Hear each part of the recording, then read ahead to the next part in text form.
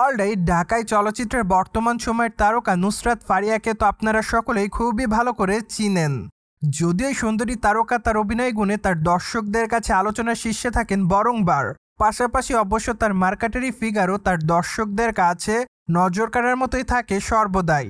তাই তো বলাই বাহুল্য যে এই সুন্দরী তারকা তার অভিনয় গুণে এবং তার রূপের জাদুতে তার দর্শকদের কাছে আলোচনার শীর্ষে থাকেন সর্বদাই। বাই দ্য ওয়ে, বর্তমানে সামাজিক যোগাযোগ মাধ্যমে বেশ কয়েকটা ছবি আপলোড করতে দেখা গিয়েছে এই সুন্দরী তারকাকে। যদিও প্রকাশিত ছবি দেখে এইটুকু বোঝা যাচ্ছিল যে কোনো অনুষ্ঠানে পারফরমেন্স করছে তিনি। সেখান থেকে বেশ কয়েকটি স্থির চিত্র আপলোড করতে দেখা গিয়েছে নায়িকাকে। মূলত তার প্রকাশ করা ছবিতে দেখা যাচ্ছে ওয়েস্টার্ন শর্ট পোশাকে। তাই তো বলাই বাহুল্য যে খোলামেলা চুলে হালকা মেকআপে তাকে দেখতে বেশ হট দেখাচ্ছে, যার প্রেক্ষাপটে বর্তমানে নতুন করে তার রূপের প্রতি দৃষ্টি আকর্ষণ করছে তার দর্শকরা। তাই তো তার প্রকাশ করা ছবির কমেন্ট বক্সে অনেকে তাকে আগুনের ইমোজি দেয়, পাশাপাশি অনেকে আবার তাকে বোল্ড বলে দাবি করে। সেই সাথে অনেকে আবার তাকে প্রিটি গার্লও লিখেছে, আবার অনেকে লিখেছে লাভলি।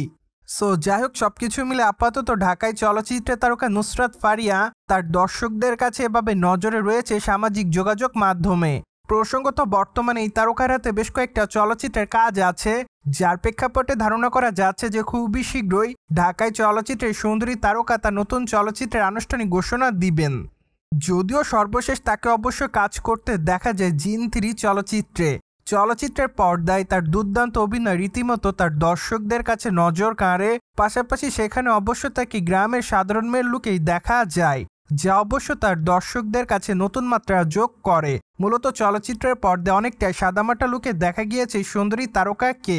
পাশাপাশি অবশ্য চলচ্চিত্রটি মুক্তির পর বক্স অফিসে বেশ ভালো অর্থ ইনকাম করতে পেরেছে এমনটাই জানা যায়। তাই তো বলাই বাহুল্য যে ঈদে মুক্তিপ্রাপ্ত জিন 3 চলচ্চিত্রের মাধ্যমে দর্শকদের কাছে এখনও লাইমলাইটে রয়েছে নুসরাত ফারিয়া।